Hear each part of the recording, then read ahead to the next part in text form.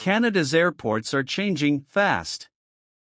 If you're traveling in or out of the country in 2025, what you knew even a year ago might already be outdated.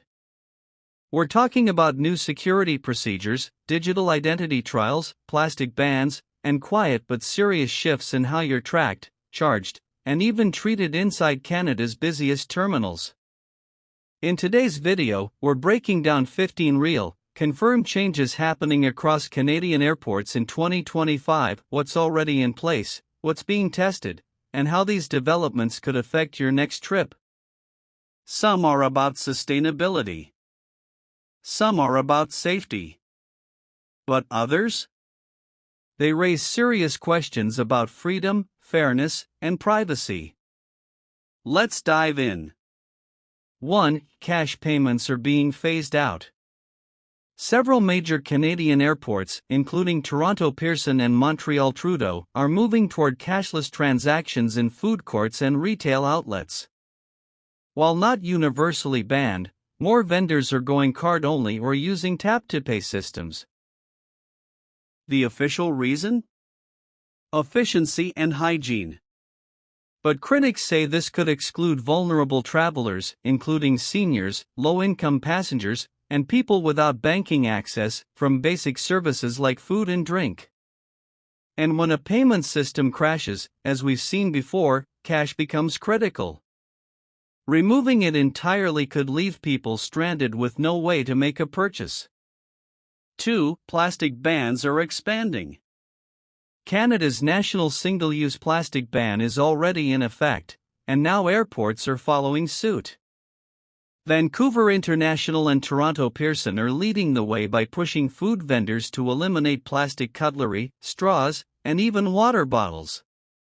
Plastic water bottles aren't illegal just yet, but many shops are replacing them with aluminum or boxed water, often at double the price. While the goal is environmental responsibility, some travelers say this shift disproportionately affects them, especially when alternatives are more expensive and not always available. Meanwhile, in-flight services still rely on plastic, which raises fair questions about inconsistency and accountability. 3. Facial recognition trials are underway. Facial recognition systems are being tested at select checkpoints in Canadian airports, especially for domestic Air Canada flights. Passengers can voluntarily use facial scans instead of showing a paper boarding pass or government-issued ID. The government and airline claim this technology is about speed and efficiency. But digital rights groups have sounded the alarm, warning about risks to privacy and consent. Once your biometric data is stored in federal or international databases, it's hard to know who else may gain access to it or how long it stays there. Today it's voluntary. But there's concern it could soon become required. 4. Advanced screening may soon include digital ID. Transport Canada is actively exploring nationwide digital ID systems. These would link your biometric scan to a secure government record, replacing paper identification over time. Though this is still in development, some pilot programs are already in motion. Privacy advocates warn that if digital ID becomes mandatory, Canadians could lose control over who accesses their personal data, including border agencies, law enforcement, and even third-party vendors. Once these systems are rolled out, opting out might no longer be possible. 5. Wi-Fi monetization in motion.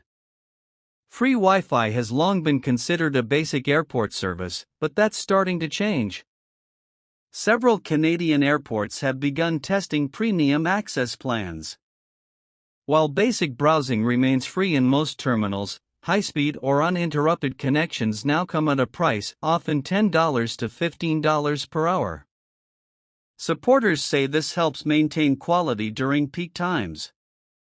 Critics argue it's a cash grab that turns internet access, now essential for boarding passes, health forms, and communication, into a luxury. 6. No more sleeping in terminals. If you're used to catching a few hours of sleep during long layovers, you might be in for a surprise. Airports like Pearson and Vancouver are now enforcing no overnight stay policies. Travelers caught sleeping on benches are being woken up and asked to leave unless they have boarding passes for flights within a few hours. The justification? Safety and security. But for travelers facing delays, cancellations, or tight budgets, this feels more like a push toward expensive airport hotels than a necessary policy. 7. Duty-free purchase limits are tightening. Duty-free shops are still open, but the process isn't as simple as it used to be. Travelers now face stricter limits on alcohol and tobacco purchases.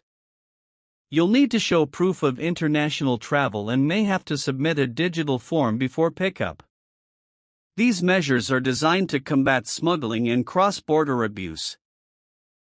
But the added steps can be frustrating, especially for those making last-minute purchases. What used to take 2 minutes now requires online planning and identity checks. 8. Religious and medical headwear under review. Security checkpoints still allow religious and medical head coverings, including turbans, hijabs, and scarves. But in some cases, extra screening is now required. This might involve a private room for removal, additional pat-downs, or visual inspections. While legal protections remain intact, some advocacy groups argue that inconsistent application and lack of training are leading to discomfort, embarrassment, and in some cases, discriminatory treatment. 9. Carry-on restrictions expanding under budget fares. More travelers are flying budget. But basic economy tickets often come with harsh restrictions. Airlines like Flair and Lynx now allow only a personal item. And any attempt to bring a small suitcase or even a large backpack may result in extra fees, often higher than the original ticket price. What's marketed as low fare, no frills has become a game of hidden costs, forcing travelers to pay more for what used to be standard. 10. Protests and demonstrations are prohibited on airport grounds. Canadian airports are designated as secure zones under federal law. That means protests, even peaceful sit-ins or holding signs, are banned within terminal areas. Authorities argue this is about safety and avoiding disruptions in high-traffic zones. But critics see it as a slippery slope, where freedom of speech is quietly curtailed in places where visibility and public attention would be most effective. 11. Electronic tracking of baggage and possibly you. Many travelers love being able to track their bags in real time. But the same RFID technology used for luggage tags is now being expanded to monitor crowd movement inside terminals. Some Canadian airports are using sensors to monitor where travelers go, how long they stay, and when crowd density hits certain thresholds. The idea is improved flow and safety. But once again, concerns are mounting over how much of this data is collected, how long it's stored, and whether you ever agreed to be tracked in the first place. 12. More silent terminals are coming. In the name of peace and calm, several Canadian airports are implementing silent terminal programs. This means fewer announcements over the PA system and in some cases, none at all except for emergencies. Travelers are expected to monitor screens themselves. But if you're hard of hearing, traveling with kids, or just distracted, you might miss critical updates like gate changes or boarding calls. Not everyone is thrilled about the shift. 13. Eco-taxes embedded in ticket prices. In alignment with Canada's national climate goals, airports and airlines have started incorporating environmental surcharges into ticket prices. You won't always see the term eco-tax, but new fees tied to carbon offsets, fuel levies, and airport sustainability programs are showing up, often adding $10 to $20 per passenger. Travelers are increasingly asking, where does that money actually go? Without transparency, many feel these charges are more about profit than the planet. 14. travel apps being vetted for security risks. Transport Canada has released cybersecurity guidelines urging airports to limit access to third-party navigation and tracking apps that haven't been verified. This doesn't mean apps are outright blocked, but you may find certain tools not working properly on airport Wi-Fi. The government says it's about preventing cyber threats. But critics argue this amounts to quiet control over what travelers can access inside a public facility. 15. Expanded watchlist flagging from international data sharing. Thanks to updated information sharing agreements between Canada, the US, and other allies, biometric data and travel histories are now cross-referenced more frequently. If you've overstayed a visa in another country, been flagged during a customs inspection, or had minor legal issues abroad, you may face increased scrutiny at Canadian airports. And with limited transparency around how travelers are flagged, it's difficult to appeal or even understand why you were pulled aside for extra screening. Canadian airports in 2025 aren't what they used to be. Some of the changes, like sustainability efforts and digital innovation, are welcome. But others raise serious concerns about privacy, fairness, and the creeping cost of simply moving through public space.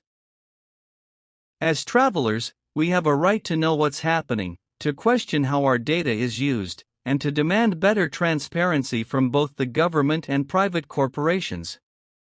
So what do you think? Are these changes helping modernize Canada's travel system, or are they quietly restricting our freedoms? Drop a comment below and let's start a real conversation. Hit that like button if you believe more people should know what's happening behind the scenes. Subscribe for more deep dives from around the world, because this is Continental Explorer, and we believe the truth is worth the journey.